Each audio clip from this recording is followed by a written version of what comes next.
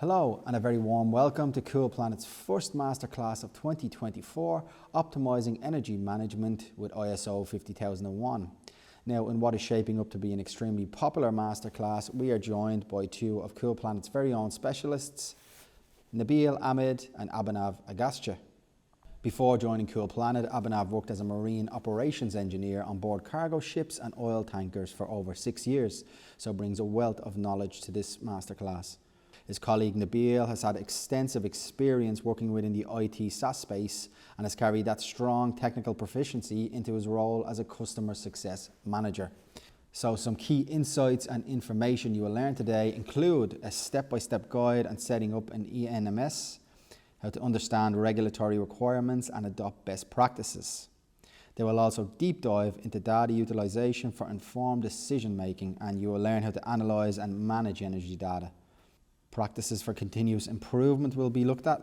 You will discover how to embed continual improvement in energy management, and they will also explore some really interesting real-world case studies. And at the end of this session, our specialists will look to answer some of your questions. As always, if you do have any follow-up questions or queries, please don't hesitate to get in contact with us. So now, without further ado, enjoy the show. Hello and welcome to the masterclass for ISO 50001. My name is Nabil Ahmed and I work as a customer success manager with Cool Planet. Thank you so much for joining us, Nabil. My name is Abhinav Agastya and I too am a customer success manager here at Cool Planet. So let's begin with the ISO 50001, what it is about, who is it for, and how do we go about implementing it. So ISO 50001, I think to break it down in the simplest sentences, the ISO 50001 2018 standard basically enables the organization to establish an energy management system. That's perfectly right. As you can see, Nabil, ISO 50001 is a tool that has been used by companies across the world, irrespective of their size, their geography, in order to have a structured approach towards reducing their carbon emissions and reducing their energy usages. Exactly. And given the fact that the efficient use of energy is a high profile issue, I would say. And Yeah. it's not very straightforward and simple. So this standard basically gives a very robust and strategic approach to systematically take care of your energy consumption. Not only that, but while you're taking care of your energy consumption, you're also reducing costs. And if you have a net zero or decarbonization goal, it definitely feeds into that as well. Perfect. That's exactly what we are going to discuss today, Nabil. We would like to portray what our agenda is for today, and it would be starting with the implementation of the ISO 50001 framework. We'll delve a bit into how data is used to drive the energy optimization and how it fits into the ISO 50001 framework as well. Finally, we'll discuss practices that can be used within the ISO 50001 to enforce continuous improvement. And we can also discuss a case study Yes, with absolutely. one of our clients. Yeah. And after a case study, I think we'll just have a look at a few questions at the very end. Yeah, for from the Yes. audience. Yeah.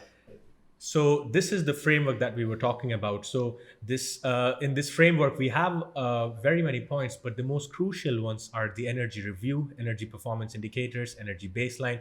We'll be going through all of these in detail, but this is the framework that we're talking about, and then we'll later be looking at the PDCA, the Plan, Do, Check, Act framework that is proposed by in this standard. Let's move on to implementation of this standard. So how do we go about this, the implementation? I mean, I'm an organization and I want to go ahead and have this certification. So That's right, Nabil. The implementation for the framework. The framework is a very robust method that has been used by the ISO 50001. It lays down the foundation upon which the organization can think and develop its approach towards energy consumption. But the framework, the base for any framework relies on the three aspects, that is energy review, creation of energy performance indicators and the creation of energy baseline. It is upon this base that the plan to check at cycle will come into place, and how the frame or how everything will fit into that framework itself. Starting with energy review, it would be to kind of know where you are at the present Kind of situation. gauging what your Yeah, scenario and situation is based on your current energy consumption levels and yeah, what are the costs associated, everything. It's yeah. Because in order to go somewhere, you need to first know where you are right now. exactly, So the exactly. energy review will cover all the current communication standards that are being used, the current energy usages that we have, and how we are approaching, what are the meters that we have right now and what we can measure right now. So this is all covered in the energy review. Just adding on to this energy review point, I think this, like from the very first step, I think we understand how what an important step this is, because this is giving you a full bird's eye view of your energy consumption. And this is ISO 50001 2018. This is an update, it's a revised version of 2011. And while we're talking of energy review, I wanted to mention one of the updates that has come in the revised edition, and that is of the commitment of the top management. um, and when I talk about the commitment from the top management, uh, this is we can't, it cannot be overstressed how important the commitment of the top management is in the implementation of this, because that's when you kind of create a team, a champion, for example, who would be looking after this energy review, who would be, because you need somebody to champion this Yes. energy review. Yes. It's just two words, and it looks very straightforward, but I think in essence it involves a lot of commitment from a lot of people.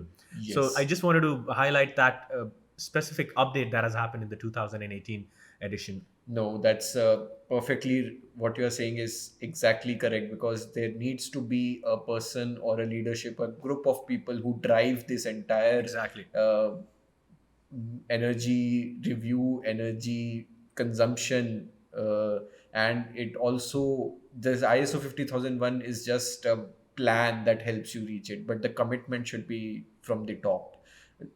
Another tool that is given by the ISO 50001 is the EnPIs, or the energy performance indicators. We will delve a bit deeper into them as well. And finally, the energy baseline, which is nothing but a sum of all the energy usages that we are doing at this moment. Basically, So, like a reference point where you are at the moment. yes, the energy baseline can be in terms of a model, or it can be an absolute number, and the baseline is where the efficiencies and the reduction in energy will begin from. Let's look at the The data driven energy optimization. So, as discussed, Nabil, ENPIs are a crucial aspect of measuring and seeing how we are reducing our energy consumption. And this is the data driven energy optimization approach that We were talking about. that ISO 50001 lays down as its foundation. So ENPIs are a set of KPIs that are based on energy. So it can be anything from energy used per ton of production, Yeah. or it can be, for example, in terms of compressors, it can be the amount of volume delivered by the air compressor per kilowatt hour of energy consumed. Consumption. Mhm. So these are the KPIs which will help you better optimize and see where the deviations are occurring at. And while we are at NPIs, it's worth mentioning that this standard kind of lays a level ground for organizations of different sizes. So irrespective of what the size of your organization is, small, medium, large, enterprise, this is still valid for everybody. And that KPI, irrespective of what your numbers are, very high or low, it gives, because it's a fraction, it kind of gives you a standardized number to compare yourself against. So it kind of lays the playing field for everybody. Yes, that's a very good point, Nabil, that you brought up, because no matter what your size of the organization is, what the geography or what the type of produce you are making, this will help you distill everything down and look at a unitized way, and this will help you see the factors as well, like how much energy are you using for producing a liter of, say, product, and is it, can that be improved upon? So it's not only the absolute value, it is the per unit value As that is well, important the as well. energy intensity, I think we can put it that way as well. Yes, exactly. And as a part of the ISO 50001, energy EnPIs need to be tracked, measured in a particular fixed intervals, and there should be a meeting by the people who are driving this energy optimization and energy reduction, and implementing the ISO 50001. So these people should sit down and look at the EnPIs at regular intervals and make sure that if there is any deviation from it, how they can address it, what is the root cause. So Nabil, yeah, here you can probably expand upon the SEUs. Yeah, And the yeah. significant energy use, exactly. So just before I go on to the SEUs, when we talk about the review of NPIs, and I think this is where it's very important to mention that the preparation for, or the implementation of the ISO 50001 standard is not just like a 1 month thing or a 2 month thing that you just look a week before the audit, you know. And while we were speaking of creating a team, energy team, or a champion, so to speak, to drive this idea, what that helps in bringing home is you are continuously monitoring your performance. So you don't have to wait for the, let's say, end of 2 quarters or end of 3 quarters for you to have a look at, okay, how are we doing energy wise?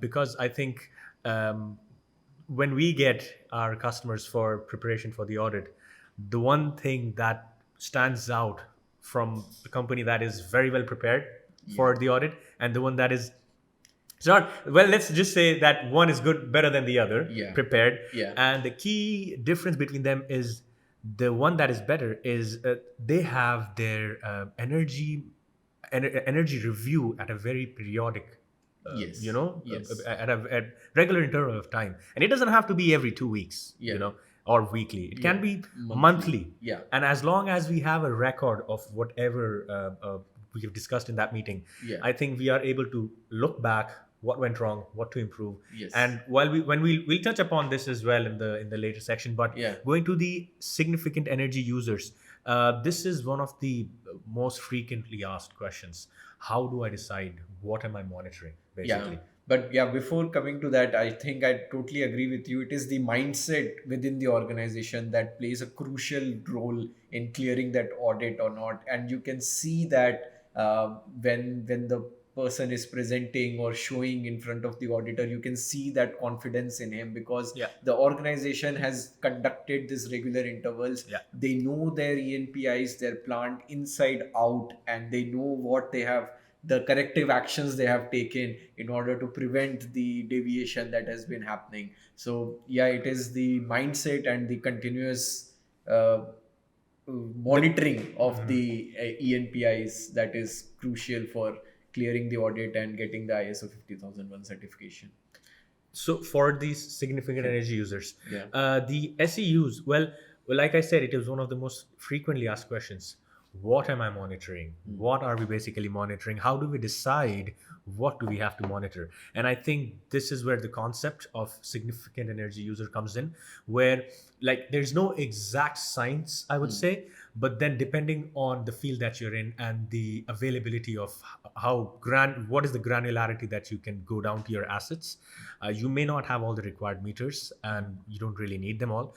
So depending on the metering situation that you have at place, significant energy user is decided asset wise. So you would lay down all the energy users that you have, and basically, as the word suggests, which one has the most significant energy consumption, and that you would regard as your significant energy user. Now, it's obviously very good to have the an asset level energy, an asset categorized as a significant energy user, rather than a group of assets being clubbed as a significant energy user. And I think we faced one of a situation where we didn't have enough metering, but we did identify a group of assets as SEUs, and that SEU happened to have a problem, but we weren't able to kind of narrow down as to, among all of these, which one is actually the one that needs a lot of attention. Yeah. So, but it doesn't mean, if you don't have that, level of granularity, it doesn't mean that we don't have the capacity or the capability to go for the ISO 50001 certification. But yeah, that's just important categorization, the selection of SEU, and that can be done by the energy team of the customer itself. The ISO 50001 does not specifically lay down rules as to what terms as an SCU. It is up to the plant manager, the customer, to figure that out themselves. The only rule that comes into place here is that the sum total of all the SCUs should be at least 80% Yeah. of the total energy usage in the plant. of the plant. Yeah. And I believe it is more than 90% in the UK now for the past year, and there is been a difficulty for plants to adhere to this rule, but it is essential that they select the SEUs in a very strategic way, so that they cover at least 90% of their 90%. total energy usage. And I agree with what you're saying, Nabil, that it becomes a bit difficult to monitor and see as to where the deviation is happening, but that should not be a roadblock from Going for going the- to the ISO 50001 audit, because something is better than nothing. So Absolutely. if you are, even if you are monitoring from a higher level, from a wider point of view, that should not be a reason for hindrance. And you Exactly. should go ahead with it. Choose your SEU strategically, go through, talk to the team and see what should be your SEUs. And maybe next year or so, when you have got more capital, then you can invest in more meters Meterings. and go to that granular level and see what's going on there. Absolutely. Now we're looking at energy baselining models, measurement verification, and optimization. Yeah. Very important part of the entire The ISO 50. It's for the data-driven energy approach for the ISO 50001. These are the crux, I would say. Of what forms, because Yeah. the ISO, this standard is very fact based. Yes. And of course, there are going to be assumptions, but majorly we are looking at hard facts and hard numbers, and that's what data is the new. I think it's a very old sentence now, but I'm still going to say data is the new oil, Yeah. and ISO, this standard, really believes in that. Yes. And for good reasons, because the next step is measurement and verification, and so basically, what MNV is, once you have done something in favor, or if you have implemented a project to reduce your energy consumption, however small that might be, need not be a huge installation of a heat pump, just for example. So need not, even if it's very small, we must be able to measure the performance improvement. And that brings us to the next step of MNV, or measurement verification. You can see there's a baseline, and then there's total energy savings, and then we are able to see how much have we improved. And according to the standard, we should be able to see that. And fortunately, you see it. Hopefully, you see it. That's why we're doing all of this. So, energy baselining using models.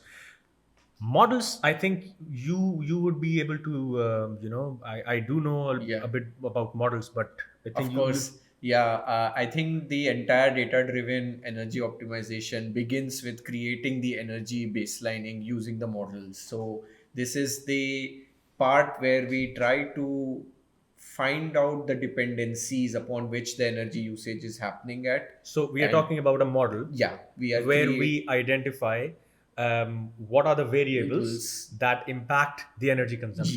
Yes, and Okay. we create a standard baseline, uh, after any improvisation that we have done. Say you have installed a heat pump, and you want to see how much reduction in energy has happened.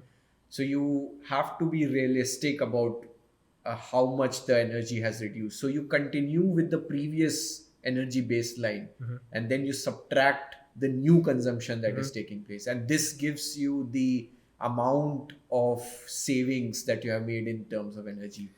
Just on that, just to continue that point, what would be, for example, I'm a customer and I want to go for the implementation of ISO 50001 standard. What should I be looking for in a tool which will help me, do all of this? It's not simple. I mean, it can be done in an Excel, but I think if there are any tools available, what should I be looking at? Yes, I think an ideal tool for this would be something that gives you real time saving instead of waiting for, say, the end of the month and looking at the bills and then calculating Oh yes, the how manual. much. Yeah, and something that will give you the real time energy baselining as well. So suppose, say, your current energy usage is dependent on the external temperatures, the production that you are doing, Yes. and your production is, say, Exactly. seasonal. So you don't want to be waiting for the whole year next year for the same season to happen, and To have a comparison Yes, between yeah. how we are doing. Yeah. So the model helps you try to figure out how much your production will be, say, how much your energy usage will be, sorry, to based on the production that you are doing right now. And then you don't have to wait for your bills to come in and find out how much saving you have made. You can just plug in the heat pump, start using it, and from day one you can see how much money, how much energy, and how much carbon you are saving in real time. So that would be an ideal tool for and you. I think in that tool should also have the capability to do not very heavily complex calculations, but still some level of calculation should that tool should be able to do that level of calculation, Yes, isn't yes, it? that's That helps us exactly. create any virtual meters, allocations, etc. So I think that would be an ideal tool with some level of statistical mathematical capabilities. Yes.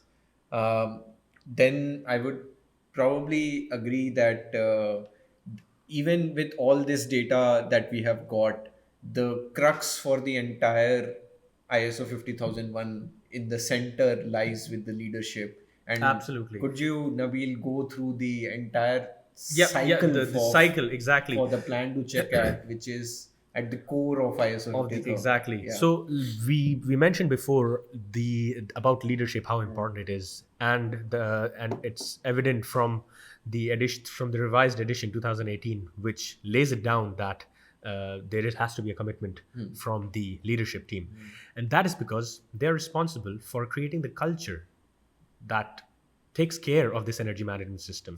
You can have all the nice things, in place, all the amazing tools, fancy looking tools, but if there's nobody to champion it, it's really money wasted when you go into the drain. So the coming back to the PDCA, the Plan, Do, Check, Act framework.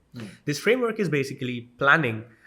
First stage is plan. So at the planning phase, we basically decide what our energy targets are, what is our objective, as clearly as possible. So this is a planning session. This is a planning Realistic phase. target. Realistic targets. What's our energy consumption? What are your targets? What's your objective? What's the energy policy looking like? And then we go to the doing part. That's where you implement your plan, basically. And then the check is where I think we would be requiring the tools, the measurement, the monitoring of how have you performed, comparison of how did we do. And then the act part is where we see where have we missed, what were the targets that were missed, where did we miss, and if there are any non-conformities that needs to be taken care of. If there are any improvements or changes to the plan, maybe you need to target higher, maybe you need to target lower. So that's where you kind of make the adjustment, and then you feed into the plan again, and then the cycle continuous improvement is achieved. Yeah. That's beautifully put, Nabil, and I agree.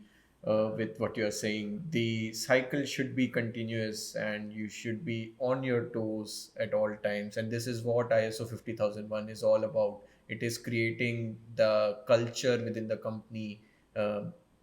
So you don't need to spend a lot of money to Exactly. become ISO Exactly. 50001 compliant. Absolutely agree. It's first taking the low hanging fruits and then building upon that, and then you can probably move on to The say, next one, the yeah, next then the target. Yeah. next one, the next one, and then identify any capital projects that you can probably implement. Potentially. Yeah. Potentially. Nabil, why don't we discuss the one of the case studies that Absolutely. we have worked Yes. upon with one of our clients? We had a customer whose energy costs were 5.2 million euros and a carbon footprint of 10,000 tons of carbon per year. After the implementation of the 50,001, we saw, and before I go on to the savings, there was a big commitment from the leadership. I mean, I didn't come from investing like an hour every day into this. It was hardly like 10 minutes, I think bi-weekly, that they had just committed for like 15 minutes just for a regular review, and that's Yeah. pretty much it. And what they were able to achieve with this is energy costs were reduced by 20%. I'm not going to do the math now right now in my head, but 20% of 5.2 million is a lot of money, I think. And I think the costs were around 620,000 euro. 620,000. Yeah. That is a lot And of money still. that's a lot of money for, yeah, it And was a, that was annual, by the way. that was an annual And cost. a carbon footprint reduction of 25%. That was in 3 years. So formation of an energy management team and setting of an energy performance indicator. That's what happened after the implementation. While implementing the ISO 50001, the actions that we took were, it wasn't very big. Now, this is where I want to emphasize something as simple as LED lighting. I Yeah. think that's what we had focused on. And That was the first project. that Yeah. was the first project, Yeah. and reducing light energy use by 27%. That's what we were able to achieve. Upgraded to variable speed drives. Now that depends. Of course depends on the willingness to invest. If you have the money to do it, but we had achieved a 17% reduction in energy consumption. And the other thing is the training of the staff. Yeah. There was, and it wasn't an extensive expensive training session of 2 hours to 3 hours.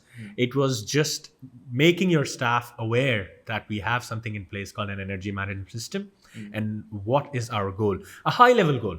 Everybody doesn't need to know the nitty gritty details of everything, but there was a kind of a culture and an understanding of energy management system exists, and we are Yes. trying to achieve something. And we did.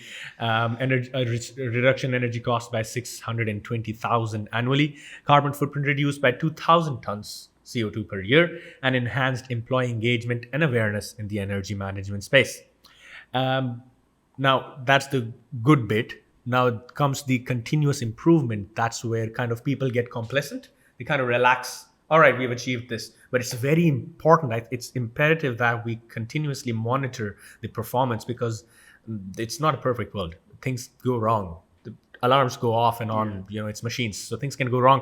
So it is important to have monthly energy data reviews against the NPIs for continuous improvement. Exploring heat recovery. We were exploring the heat recovery options from the air compressors, and setting new targets for further reduction in energy use and emissions. So the key takeaways, what were your key takeaways in addition to critical role of leadership, necessity of data-driven approaches, and emphasis on the continuous improvement? Yeah, I think, Nabil, the key takeaways from this case study were that for any ISO 50001 framework to be implemented, the buy-in from the leadership and the commitment is imperative. And this would lead to employees participating in everyday approach. I remember there were small stickers on switches. Yeah, we see that. Yeah, yeah, yeah. Saying saving CO2, and Yes, then yes. those are the kind of stuff Prompts. that prompts that help your employees uh, switch off the lights. Light when not in use. Yeah, so that helps in creating a culture of achieving a sustainable and reduction in energy usages. And of course, the data-driven approach is at the center of everything, and this is where we remember we worked with them, and we tried to identify which EnPIs to target first, Yeah. and which ones we could have. Which were the low-hanging fruits, and we could have removed those inefficiencies without any capital expenditure. Exactly. Yeah. I think one of them was scheduling, turning off things at the right time. Yes. I think that was one of the One of biggest. the I mean, biggest, yeah. that brought in the biggest change, and it was the easiest thing to implement. Scheduling, Yes. basically. Yeah. And finally, it was the emphasis that we don't stop at this much saving. We find out more. We find out We more. found out. So we'll move on to some of the questions that we have from the audiences. One of the most common questions is, I don't have enough meters in place. We don't have enough meters. We don't have the most advanced technology. So that is a very, very good question. So if I have, let's say, a manual meter, a very old meter, is it still possible for me to go for the ISO 50001, or do I have to invest in more metering? So that's a very good question, and it's a very common question as well, Nabil. Um, that the amount and number of meters shouldn't be the reason for you to not go into the ISO 50001 framework. Your first step should be to check the quality of data that you're getting, Absolutely. calibrate Yes. those meters, and start measuring and With whatever we have. with whatever you have got in your hand. Um, it all boils down to the fact that you need to strategically find out what SCUs you are selecting. At least for those SEUs, maybe in the future we can have more advanced metering. But I think I've seen people recording, energy consumption on a paper, and then they were able to justify it, and it was truthful, of course, and they had the certification. So I think this question I think not the most ideal way, I would say, Yes, to go but- about it. But yeah, if you have got the data to back up your continuous implementation, continuous improvement, then there is no reason for you to Not go ahead with it. to go and get this certification.